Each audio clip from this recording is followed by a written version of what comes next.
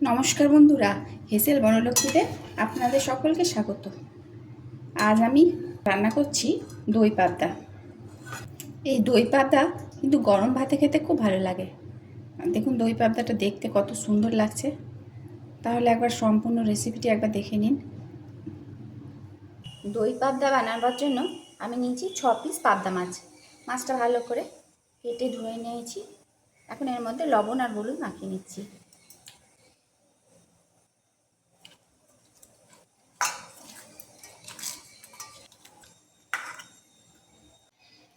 এখানে আমি 1 চামচ কালো সর্ষে আর 1 চামচ পোস্ত আধ ঘন্টা আগে ভিজিয়ে রেখেছি।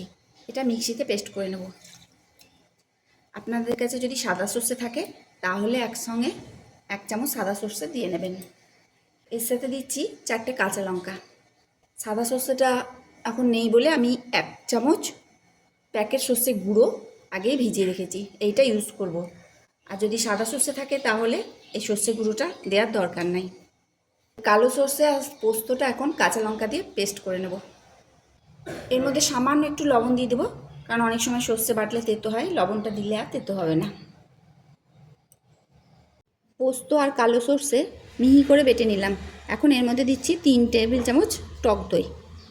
মিক্সার গ্রাইন্ডারের মধ্যে একসঙ্গে ফেটিয়ে নেব। পোস্ত, সর্ষে, কাঁচা লঙ্কার সাথে দইটা ফেটিয়ে নিলাম। এখন মাছ ভাজার জন্য কড়াইয়ে সর্ষের তেল চাপিয়েছি। তেলের ওপর যদি একটু নুন ছিটিয়ে দিয়ে মাছ ভাজা হয় তাহলে মাছ কখনোই ভেঙে যাবে না উল্টাতে গেলে। সামান্য একটু নুন ছিটিয়ে দিলাম। এখন মাছগুলো ছেড়ে দিচ্ছি। তেলটা গরম হয়ে গেছে। এই পাবদা মাছ খুব নরম হয়, তাই নুনটা ছিটিয়ে দিলাম। এক দিকটা ভাজা হলে অপর দিকটা উল্টে দিতে হবে।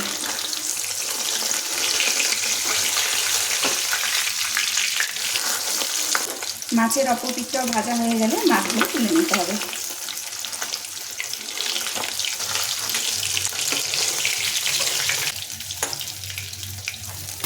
এই তেলে বাকি মাছগুলো ভেজে নিচ্ছি।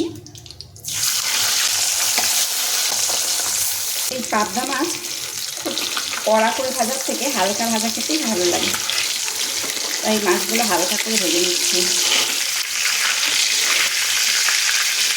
আর অ্যালুমিনিয়ামের কড়াইয়ে যদি পাবদা মাছ ভাজা হয় তাহলে বেশিরভাগ ক্ষেত্রেই লেগে যায়, তাই যদি নুন ছিটিয়ে ভাজেন তাহলে মাছগুলো কখনোই লাগবে না কড়াইয়ে। এখানে একটা মাছও কড়াইয়ে লাগেনি। সব মাছগুলো ভাজা হয়ে গেল। এখন মাছগুলো তুলে নিচ্ছি।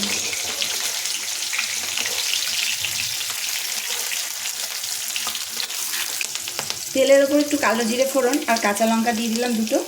ফোড়নটা একটু ভেজে নেওয়ার পর দিয়ে দিচ্ছি একটা বড় সাইজের টমেটো পেস্ট। এখন টমেটোটা একটু ভেজে নেব যতক্ষণ না টমেটোর কাঁচা গন্ধটা যায়। দিয়ে দিচ্ছি পরিমাণ মতো হলুদ, লবণ আর কালারের জন্য দিচ্ছি অল্প কাশ্মীরি লঙ্কা গুঁড়ো। এটা না দিলেও হবে, আমি একটু দিয়ে দিলাম। এখন টমেটোটা ভালো করে ভেজে নেব। টমেটোটা ভালো করে ভেজে নিলাম। টমেটোর জলটা শুকিয়ে গেছে, তেলটা ছেড়ে এসেছে। এখন এর মধ্যে দিচ্ছি কালো সর্ষে, পোস্ত, কাঁচা লঙ্কার পেস্ট আর দই।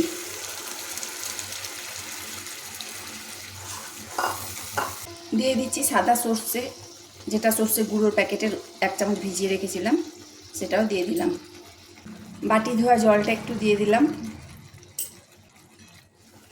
এখন এটা ফুটতে দিতে হবে।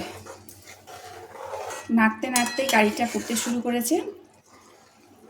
এখন এক এক করে মাছগুলো ছেড়ে দেব। রেসিপিটা যদি আপনাদের ভালো লাগে তাহলে প্লিজ একটা করে লাইক দেবেন আর শেয়ার করবেন। এখন গ্যাসের ফ্লেম লো করে দেবো আর ঢাকা দিয়ে 5 মিনিটের জন্য সেদ্ধ হতে দেবো। 5 মিনিট হয়ে গেছে। এখন ঢাকনাটা খুলে দেখি। পাবদা মাছ রান্না হয়ে গেছে, তেলটাও ছেড়ে এসেছে।